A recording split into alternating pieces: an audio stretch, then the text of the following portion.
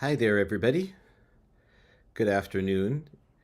Good to have you here for this opportunity to sit here, to be together, and to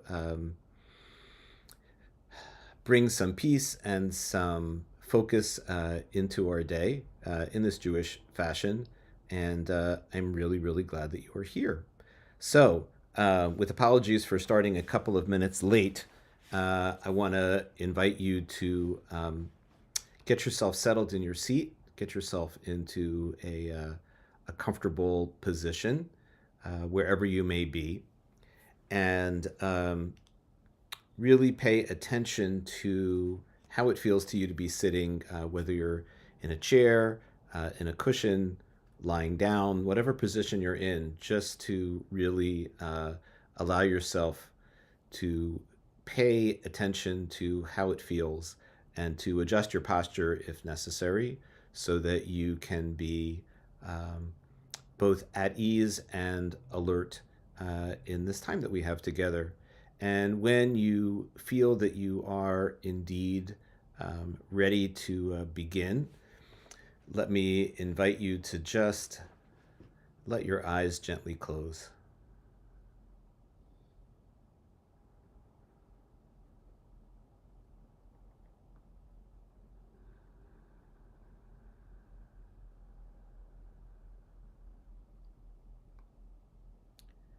As you sit here, let yourself make room in your awareness for the places where your body is in contact with the seat.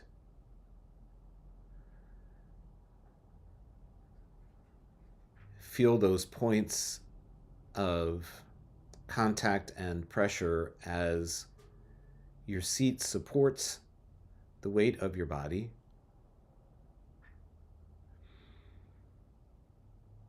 And feel the solidity and stability of this seat.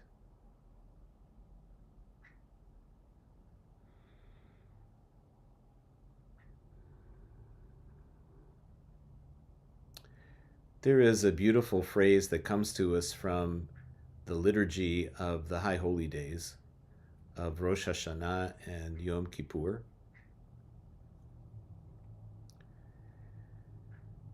It speaks of God, this page from the Machzor, from the prayer book, this piyut, this poem, speaks of God as El Melech Yoshev al Kisei Rachamim.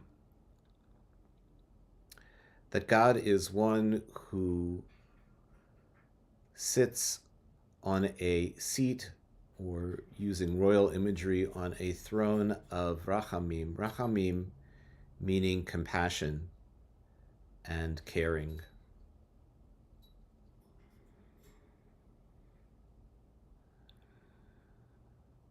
That the foundation of divinity and of the divine presence is caring and compassion and kind concern for another.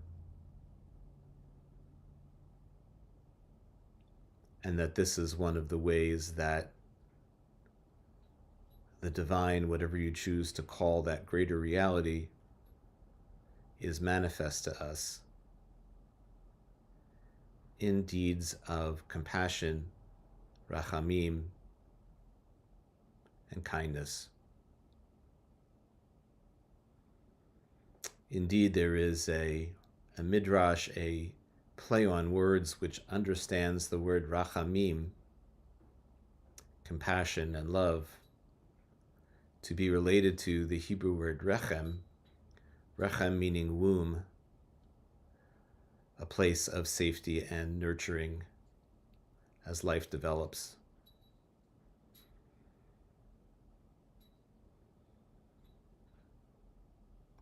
So let your seat in this moment be a kisei rachamim. Let it be a seat of safety,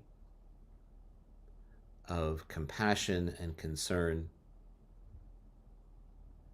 and a seat of kindness.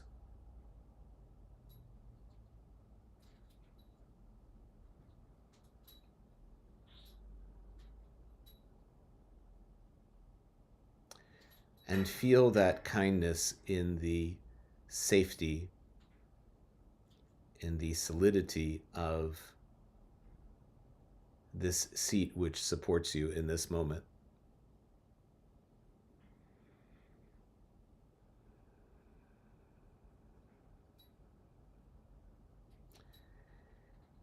Feel the strength of your seat, the support that comes to you wherever your body is in contact with that seat, with that kisei.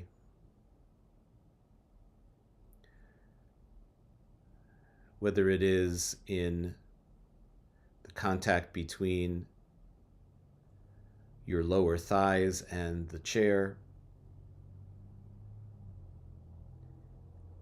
or your pelvis, your sit bones, and your seat. And if you're sitting in a chair which has a back, you might notice the places where the back of your chair is supporting your body.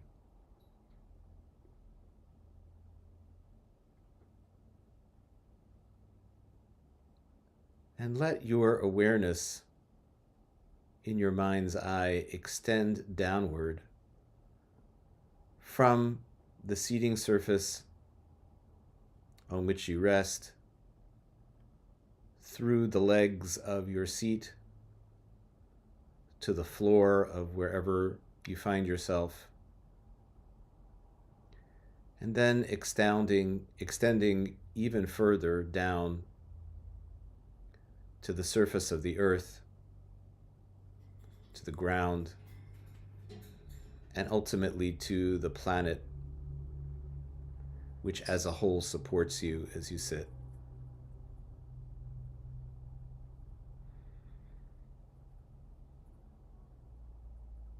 The prayer book refers to human beings as Yoshvei Tevel, those who dwell, or literally those who sit upon the surface of the earth. And in calling attention to that ultimate support of the planet for this stillness and sitting,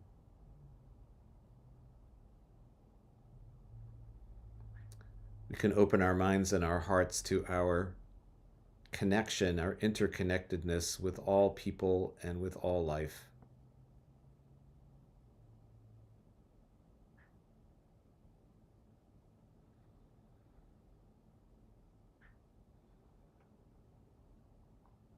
Feel the strength, the safety, and the rachamim, the compassion in that connection to all people, to all Yoshvei Tevel, all who dwell on this earth, all who sit upon this earth, and to every living thing.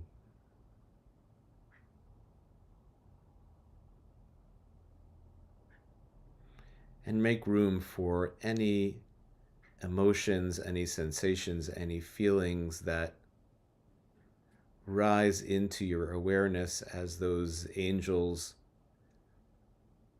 in the Torah portion just a few weeks ago who ascended and descended upon the ladder in the dream of Yaakov, of Jacob, going up and coming down.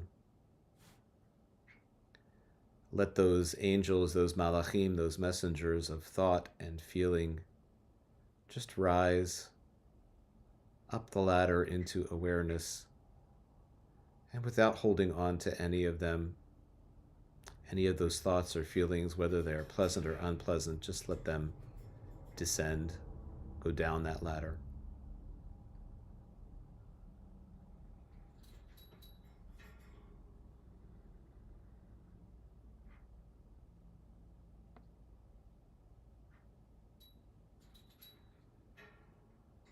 And now allow your awareness to very gently shift to how it feels in your body this day to be breathing in and breathing out.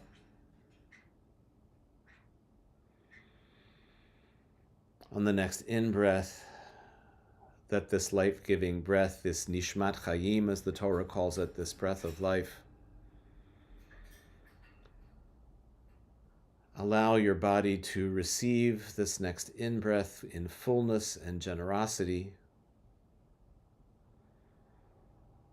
as the air that you breathe in brings life and nourishment to every cell of your body.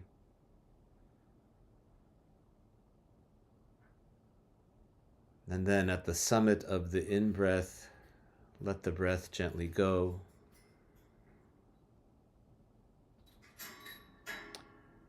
Carrying away that which your body does not need,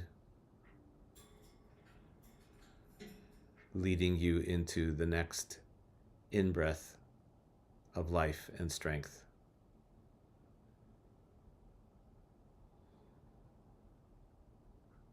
And let's spend another minute or two just sitting here quietly, following this nishima, this breath in and out.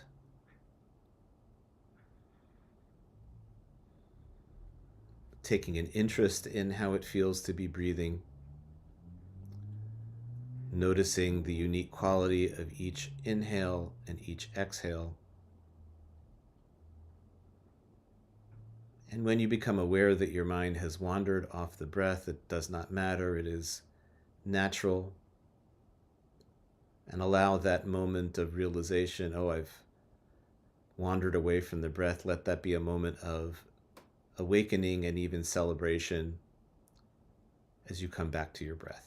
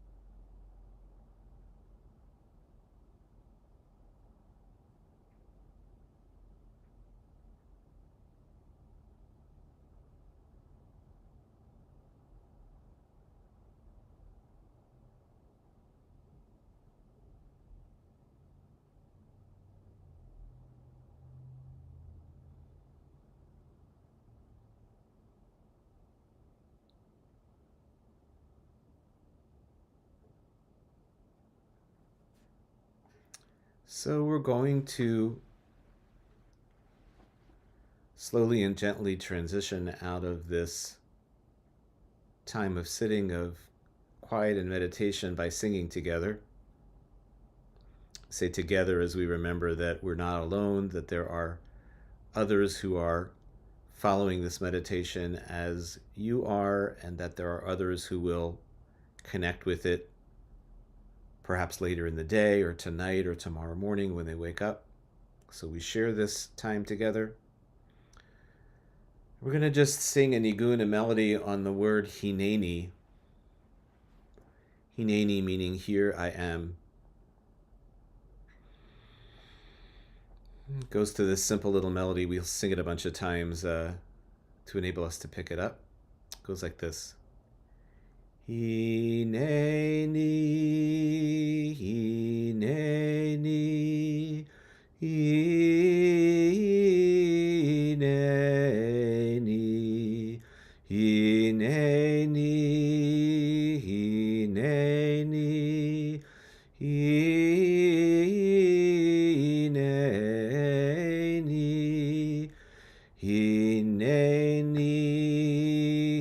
hineni, hineni, hineni, hineni,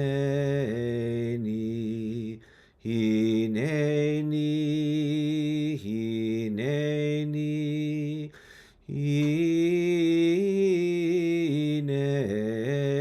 hineni, hineni,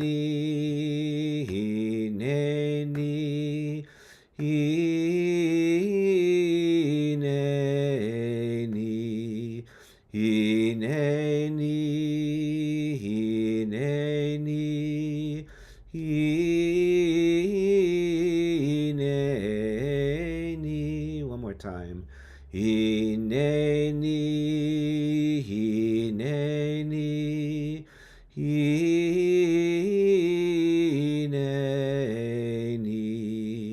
hineni, hineni, hineni.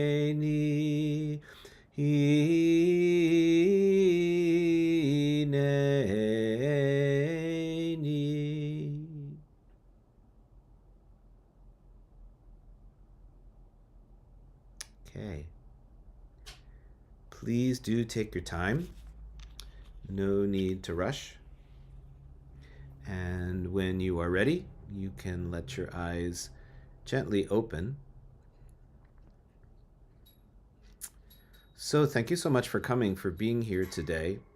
I wanted to share with you a little piece of lesser known sort of information and custom around Hanukkah, since Hanukkah begins very soon, just a couple of days. And this has to do with the fact that there is a tradition after lighting the candles of Hanukkah, the Hadlik Ner Shel Hanukkah. There's a tradition to read, and it is in the prayer book, a little passage called Hanerot Halalu. It's rabbinic Hebrew, it's Talmudic Hebrew. Hanerot Halalu means these lights. And this passage is what's called a kavanah. Kavanah means intention or focus. It's a way of setting our intention for the candles. And the passage begins, Hanerot Halalu, it says, these candles, and then it goes on to say, Kodesh Haim, they are sacred, they are holy. And then it uses this phrase that sounds very much like modern Hebrew, Ein lanu reshut lehishtamesh bahem.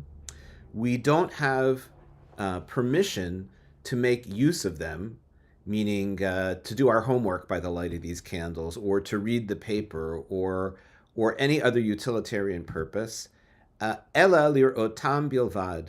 Rather, we are just to lir'otam, to see them, to behold them.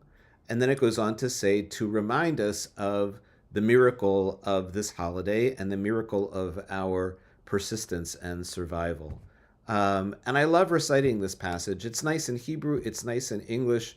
It's wonderful to speak aloud. Why do we light these candles? What is the purpose of them? And it's not to light the room. It's not to make the room brighter, although as the holiday goes on, of course, it does become brighter. That's one of the nicest things. The Chanukiah's light gets stronger and stronger. But they are just there to pause after we light the candles and lir'otam, to see them, to behold them. This reminds me of a custom that we had in Texas, where it would not be nearly as cold as it is right now. This really indeed feels like Hanukkah weather. We used to have this custom in our family of what we called the Hanukkah scamper, in which after we lit the candles and put them in the window, we would scamper. We would run outside onto the front lawn, no matter what the weather was like, even if it was chilly, and just behold, just see the candles burning in the window. And then we would scurry back inside. Maybe that's something, if you're lighting Hanukkah candles and you're in a place where you can do that, that's a nice little custom to have too. So that's the kavanah, that's the intention, to not just light them, but to take a minute after lighting them, whether we say that passage, Hanerot Halalu, or not, and just look at them and see them and appreciate that they're beautiful, appreciate the miracle that they are about. All right, everybody. Thank you for coming. Thank you so much for being here. Have a wonderful Hanukkah holiday and a good week. And I look forward to seeing you again next Monday, as we did today, or later in the week, whenever you watch this. All right, everybody. Nice to see you. Have a great day and a good week. Bye-bye.